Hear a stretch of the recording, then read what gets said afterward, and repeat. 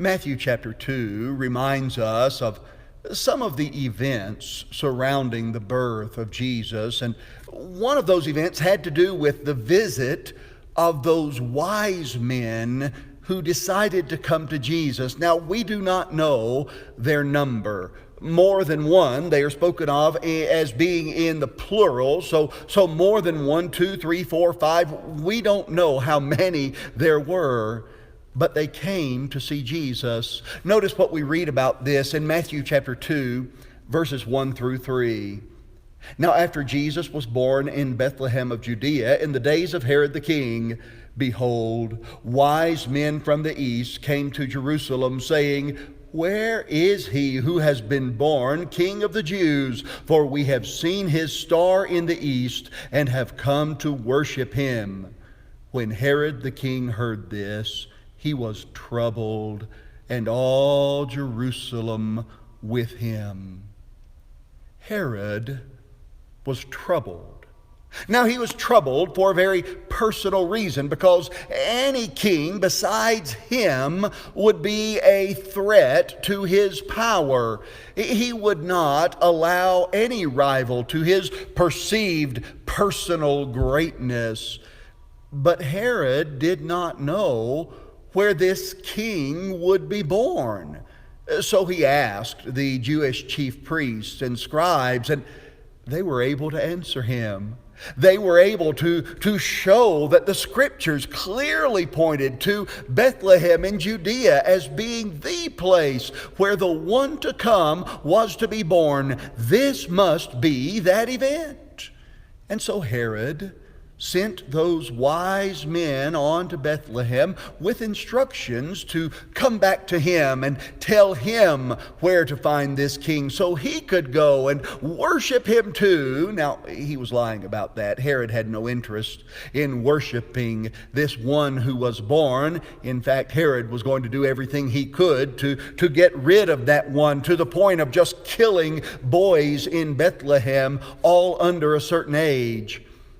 But those were his instructions. Come back to me and tell me where to find him. Then we continue reading there in Matthew chapter 2. Notice with me verses 9 through 12. When they heard the king, they departed, and behold, the star which they had seen in the east went before them till it came and stood over where the young child was. When they saw the star, they rejoiced with exceedingly great joy. And when they had come into the house, they saw the young child with Mary his mother, and fell down and worshipped him. And when they had opened their treasures, they presented gifts to him, gold, frankincense, and myrrh.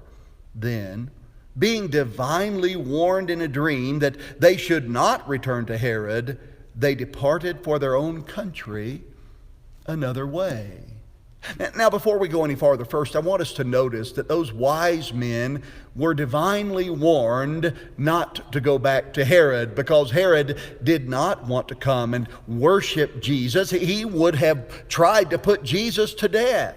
And so now Herod would not be able to know exactly where to find Jesus, the Christ, the Messiah. But beyond that, I want you to notice something else regarding these wise men. Because these wise men who came from the east, well, they had a purpose.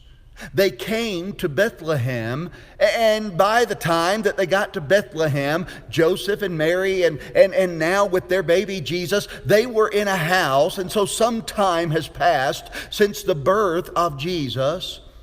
And those wise men came to the house, and they fell down and they worshiped Jesus.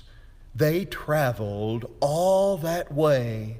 They endured discomfort and hardship and danger as they traveled for the sole purpose of coming so they could fall down and worship the Christ, the Son of God. And then they gave their gifts to him, and they then went on their way. You know, we need to follow those wise men. We need to follow their example and fall down and praise and worship Jesus. And we have so many reasons to do it. Jesus is the eternal Word. He deserves worship. John chapter 1, verse 1, John wrote that in the beginning was the Word, and the Word was with God, and the Word was God. Well, he goes on to tell us that the Word is the one who was made flesh. That's Jesus. He is divine. Not only that, Jesus is the Christ, the Son of God. He deserves worship. In Matthew chapter 16 and verse 16, when Jesus asked the disciples, "Who do you say that I am?" Simon Peter answered and said, "You are the Christ, the Son of the living God." We should worship Him for that very reason. But not only that, Jesus is Lord and God. He deserves worship. In John chapter 20 and verse 28, we read about Thomas when he saw the risen Lord, Jesus having risen from the dead. He answered and said to Jesus, "My Lord and my God." Jesus deserves worship. You see, those wise men, whatever their number may have been, they give us the right picture. So let's follow the wise men. Bow down before Jesus. Worship Him simply because of who He is. Thank you for watching this devotional. We invite you to come and worship with us anytime that you are in Albuquerque. You will find a group of people who love Jesus, who are trying to live for Him, and who are glad that you stopped in to worship with us.